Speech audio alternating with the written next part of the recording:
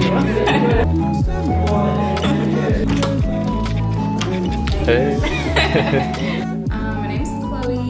I'm also known as Chloe Chloe or I Chloe.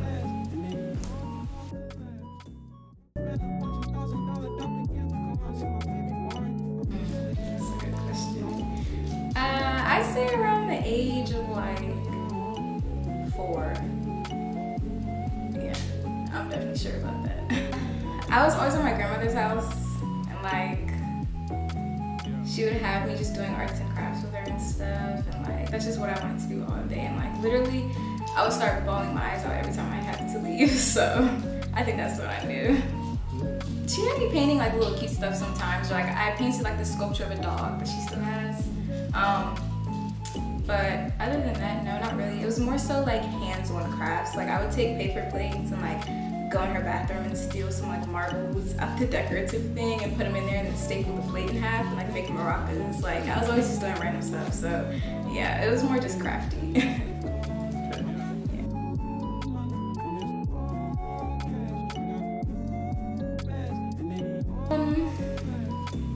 16. Yeah. A coat rack. Like it had a coat hanging from it and a hat and some boots. It's at my mom's house, so we'll see it. Okay, we'll see it.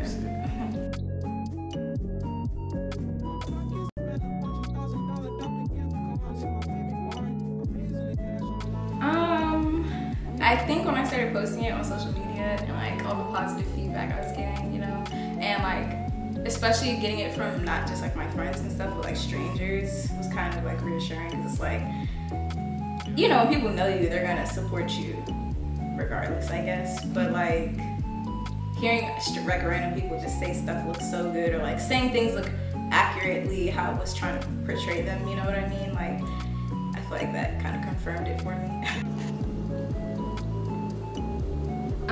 It's important because I was just like doodling one day on it and I had posted the work in progress on Twitter.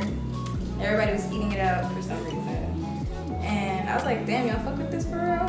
So then I finished it and it went kind of viral, I guess. I don't know how many retweets or whatever it got. But a lot of people started ordering it and they're all handmade. So I was just getting a blank shirt, a pack of markers, and drawing all these faces on each shirt. And it takes me about like, depending on how I'm feeling that day, like an hour, 30 minutes to 2 hours to do each shirt. And so I got like 1,000+ orders in like 2 days. And they just kept coming.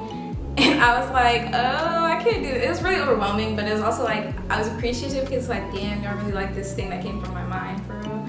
But yeah, and like it funded me going to college for real, for like a lot of the parts. Then I have some Adinkra symbols like on the sleeves. The Dwafe right here symbolizes feminist beauty, etc., etc. I got the little eagle eye in the back. Girlies love that. It's called Easter Sunday. It was inspired by my mom and my grandmother.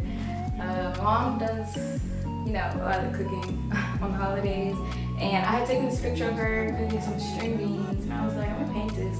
But I had to change her hair because she didn't like her hair, and then like I had to change her outfit because she had something dumb on, and like I changed like the whole kitchen setup entirely. So really the only thing I used from the reference photo was like this stove top right here. As you can see, there's like a little girl right here. You know, I guess it symbolizes me in a way. But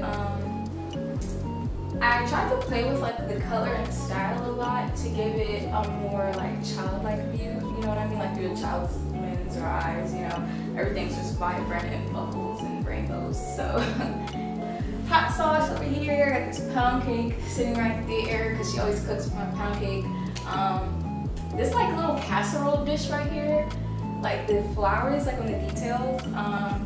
It went like slightly viral on Twitter, and like everybody was in the comments saying their parents have the same dish. And I was like, what? I thought it was just mine, but you know, everybody has it apparently. And I feel like the Goya seasoning, the Morton salt, and like one of these little African sculptures. Like I just pulled that from my memory because I remember it from my grandmother's house when I was younger. and like I used to be scared of it for some reason. And I threw some calla lilies in the back because this was my grandma's favorite flowers. And I used some mixed media on this piece. Like, this is some lace from the baby book I was talking about.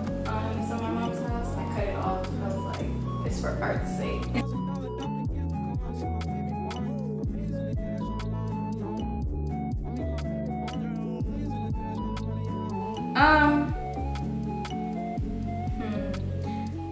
I feel like in my household we were kind of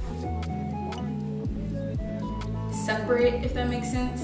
Like, we were a family, but we didn't really necessarily talk to each other a lot about things. Like, it wasn't very sentimental often. I feel like I've always just been like the black sheep, kind of, like, and I've just been very independent my whole life with everything that I do. Like, all the choices I've made and like my art and stuff is very independent, but supported nonetheless. You know, I always just let Chloe be Chloe. You know, whatever she was into, I was into. Wherever she wanted to go, wanted to do, whether it was with music or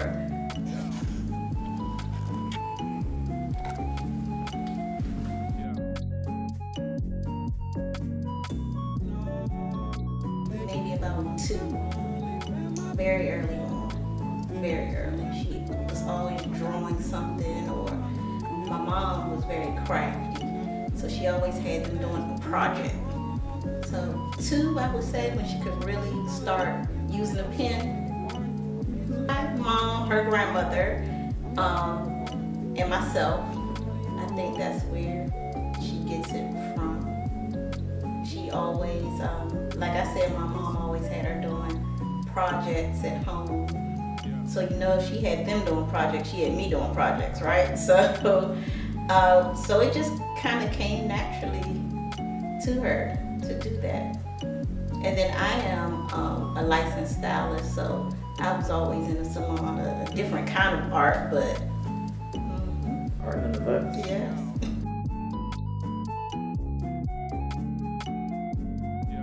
I actually have it, I think, in her book.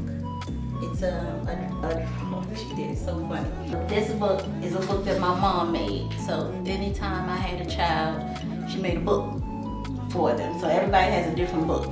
So it's a Nana book of all the memories. And so they just keep adding to it every year. We were in church one day, and so she's drawing so hard. She's like, she's mad because the lady next to her is talking to her. You know how older ladies, hey baby, and yeah, chat her up. And Chloe was not trying to be bothered with this lady, so she drawing. She drawing so hard. I'm like, what is she drawing over there? And then she hands me this piece of paper. She's like, but she's not talking, right? And I look at the piece of paper. I said, what is this? And she's lady right here. And I think I have it in that book, so hopefully it's there so you can see it. It's funny. I hope you can. She actually mentioned that too. Yeah. I always knew she was going to be something special. You know, like you, as a mother, you know the strengths of each one of your children. And with Chloe, I always knew she was going to be something in the arts in some form or fashion. Yeah, it's like if you put me next to everybody, like if I had red hair right now, red eyebrows like I usually do, and like you put me next to the rest of my family, it's kind of like, she's the odd one out, you know? Yeah. She kind of became the person I always knew she would be. Going into high school, I knew that she would not sort of fit in at a regular high school or like the regular public schools or whatever, because that just wasn't her personality. She's always been, I always say she was born an artist. She didn't become one. She was born an artist. I think a lot of people are. Yeah. This is a painting that Chloe did for me for Mother's Day. And it's actually a painting of me and my mom from a picture that I had. It's one of my favorite pictures of my mother and I. Just, you know, sort of me looking up to her. And so she surprised me on Mother's Day with a painting of my favorite picture. She just did this year, 21. This piece right here, for instance, What is that? That's an artist that she. That's Thundercat. Yeah. No, too, huh? So she absolutely loves Thundercat. So he was having a concert here. One of her other friends, one of their parents said, "I got tickets to Thundercat. Oh my goodness." She came home from that concert and painted this picture in maybe an hour and sent it to him, and he loved it. But when she met him, the funny thing is, she almost passed out. She was just that excited. He had to be like, calm down, calm down. She was just so excited. She came home and she painted that picture probably in an hour. She came downstairs, she was like, look, I painted him.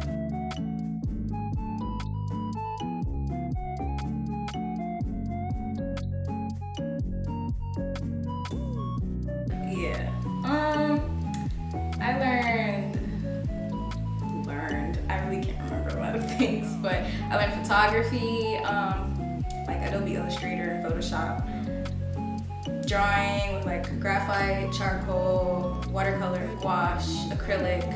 I didn't touch oil while I was there, but I touched oil outside of school.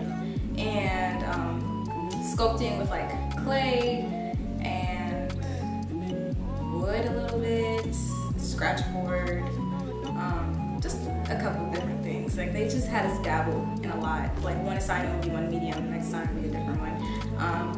But my favorite out of all of them is probably acrylic paint, gouache, or scratch board, which is that piece, the black one with the mask.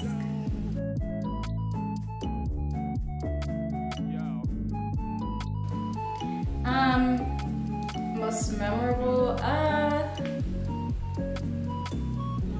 probably it's between this one painting I have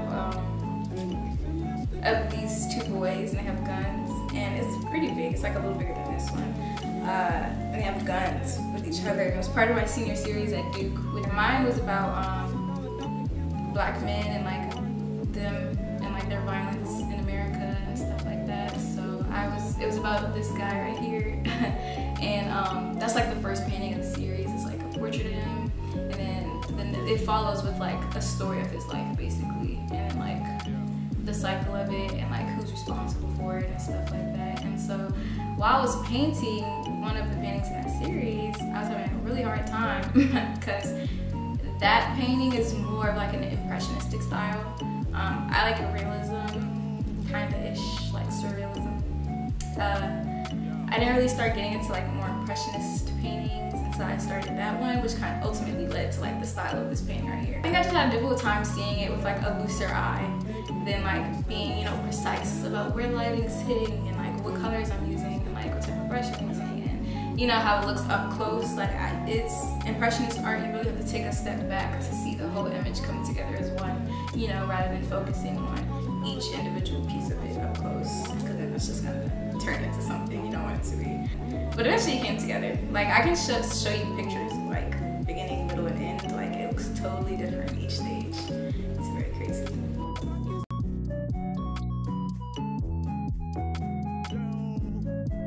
At Duke, Ellington School of Arts in DC. How was that? How many years were you there? I went for all 3 years of high school. It was cool. It was an experience, I'd say.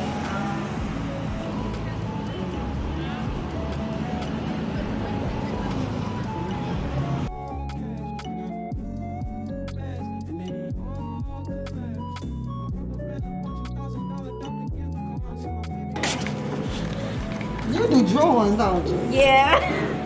Where's my picture at then? What picture? Uh-huh. Portrait. Where's my picture? What picture? You don't remember? Y'all need to send me. I can't. Oh yeah, no, because I texted you back actually, and you never texted me back, and I was like, no, what's your number? Because I remember that. 301. And I was mad because I was. Yeah. What it is. You go to Costco, There you go. get your whole cart of canvases. and Yeah, let's stuff get it like in that. bulk And and you find a got art spot. classes, you good to go. There you go. That's true. Yeah. Yourself, your name. I'm Ron Little. I'm the visual arts chair of the I'm the chair of the visual arts department at Duke Ellington School of the Arts. I teach computer graphics, drawing 2, and advertising design. This is my second stint teaching at Ellington, so it's a total of 7 years. And Mr. E? Name is Mike Easton, also alum of Ellington, class of '82. In addition to that, I've been teaching here now at Ellington for approximately 16 years. The classes I teach are Drawing 1, 2D Concepts, Painting 1, Painting 2, also Drawing 3.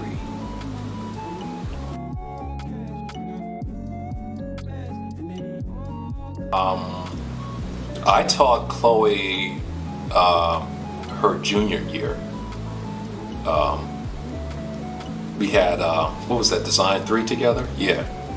That was my first year back as chair, returning back to Ellington, and I taught her for that class. And I was just pretty good in it. For me, it was sophomore. Chloe had Painting 2 with me. Yeah. Oh, Painting 1? Painting 1 and Painting 2, yeah. Yeah, Painting 1 and Painting 2. Yeah. And Drawing 3, right? And Drawing 3. 3, yep. Yeah.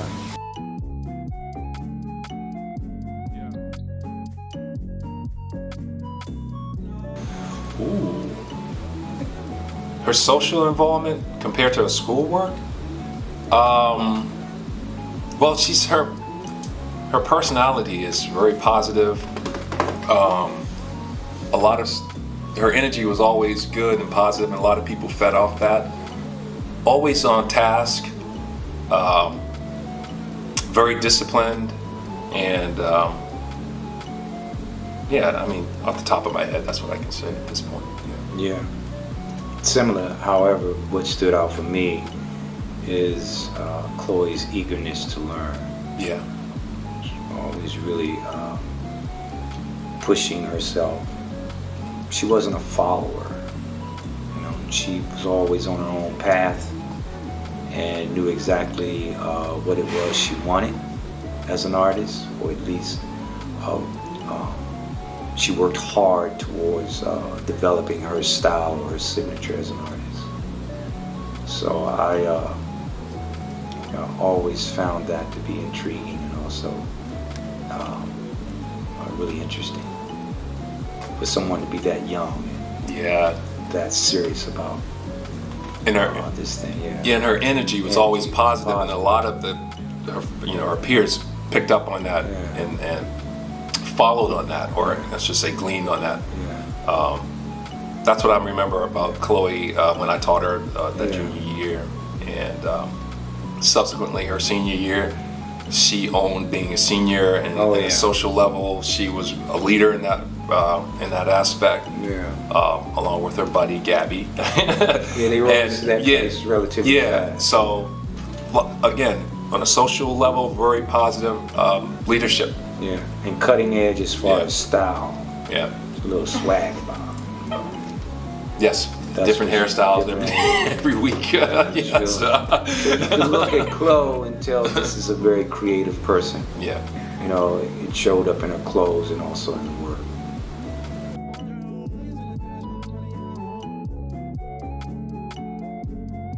Yeah, I did. I noticed it, and primarily, I think, basically because of the thirst or drive to learn and to grow became personal. And as an educator, that's when it happens. When it becomes personal and you recognize this is what I want to do. There are moments where you'll see a young artist grapple with some things and then quit because, because of the learning curve. That wasn't the case with Chloe. And once Chloe began to experience success in other areas or in certain areas, Chloe wanted more of that. You know what I mean? Because that was the drive. Yeah. And if she didn't like something or wasn't interested, she'd let you know. Which is a good quality to have, a good trait to have. It's not a bad thing. And like I said before, my first year back as chair, so junior year,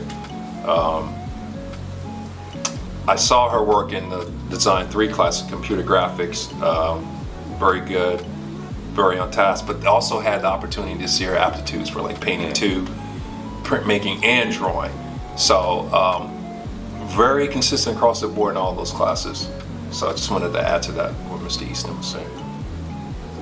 She got a commission from some work she had in an underclassmen show and a student show. And she was really excited about it, and she came up and said, "Little, I got a commission," and she showed me the progress of it. And then on the heels of that, you got another one, I think. She had this flow where she was these commissions of portraits where she was using colored pencil and toned paper. Yeah. And always busy. She came back to me and as Mr. E and showed us like how she was doing on those projects and relating to what Mr. E was talking about, working on a project. She showed the enthusiasm for that.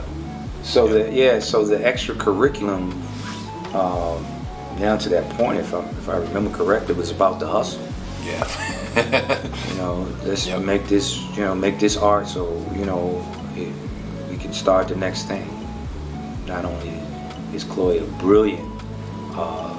has a brilliant mind, but also knows how to make that paper. So, yeah.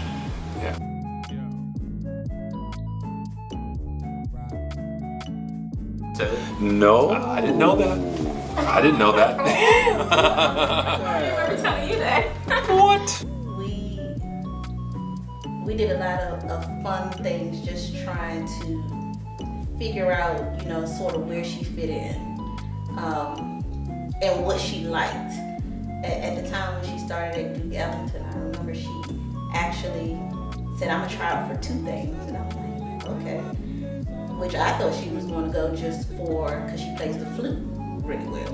And I thought she was going just to play the flute. She was like, "I'm going to try out for art," which she never said. I always knew she liked to draw and everything, but I never knew that it was such a passion. Because she had me everywhere doing music, traveling, and all this stuff, guitar lessons. So I really thought it would be music. So anyway, we go for the tryouts. She tries out for flute, for music, and for art. Ends up getting in for both. So now she has to pick one. She was like, "I don't know what to pick. I don't know what to pick." So I told her, I said, "Well, pray about it and pick the one that your heart most wants to do." So and I still thought it was going to be music, right? Because I'm thinking, I don't see her at the Kennedy Center stuff. She picked art. So, that's just a testament to who she is as an artist, who she has become, and sort of raising her. She goes with her heart, and it's one of the things I really love about her.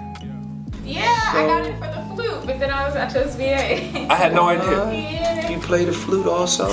Yeah, kind of now. How cool is that? Well, I wasn't here when you auditioned, so. Right.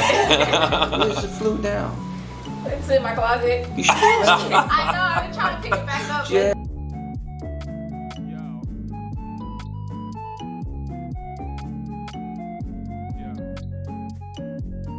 Ooh. What made her step? Well, her art, just in general, the painting she did with the personalities, which she had to do the Gemini piece, or you had like 3 self-portraits within one. I thought that was excellent. That's Chloe, like taking the assignment and making it personal, and really taking it far. And all the other painting 2 assignments in your class, and this is what I was talking about. I wasn't in the class, but I constantly would check her, her aptitudes for that course, and I don't know. Every time she touched, whether it was digital painting or drawing, she really excelled in it. So she put her mark on all of her work. So, Well, her originality bubbled to the surface rather swiftly, and her ability to push past the fear of failure. You know, I think that's what gave Chloe the edge, because most kids are afraid to experiment because of failure, and you see it showing up in Chloe's work. So you know, just taking the risk, you know, that has to happen, you know, in order to discover who you are as an artist. And I think Chloe, at such a young age, even if, you know, at that time she probably wasn't aware of, you know, what was actually happening, but yet still being present. So I know that sounds like an oxymoron, but it's interesting how that happens. So she grew up fast. I remember her freshman year, but she was still courageous. Quiet, but you knew she was there, yeah, and had the talent. Yes. Yeah. You know? Yeah. Because we also have a saying here that hard work will always beat talent, where talent refuses to work hard. So that's across the board. That's just a principle. That's a law. So whether you're trained or untrained, if you work hard at it, you can be successful. Yeah. Yeah. I second that about the character. Yeah. Good character. Very important. Yeah. That's all the questions I have, and I thank you for being a part of this. So thanks for having us, and Yeah. Chloe, thanks for remembering us. Yeah. Sure. Yeah. Yeah, I was that's like, just cool. do Mr. E. Yeah.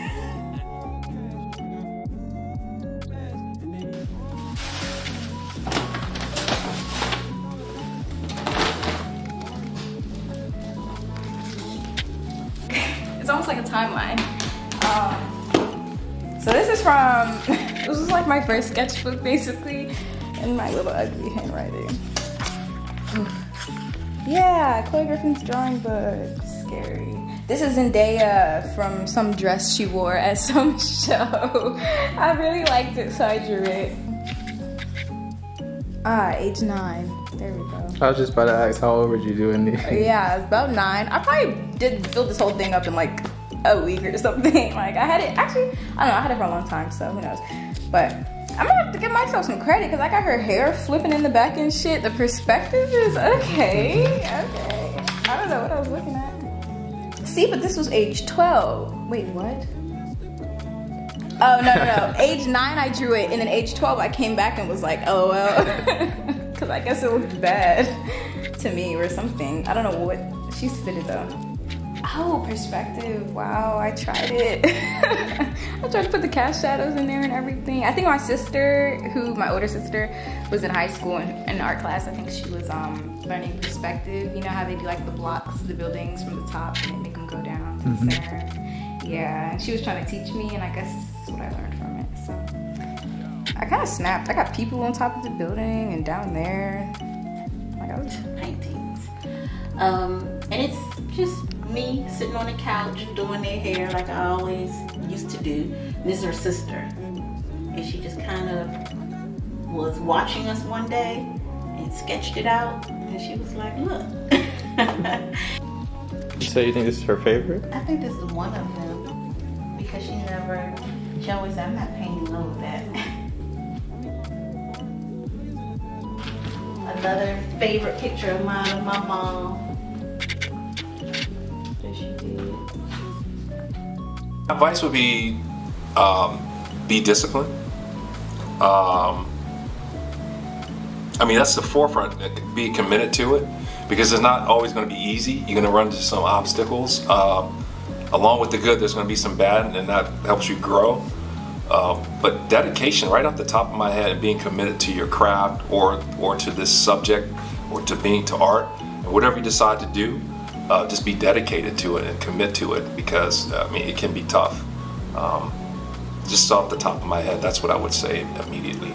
You know, Mr. E. Yeah, I second that.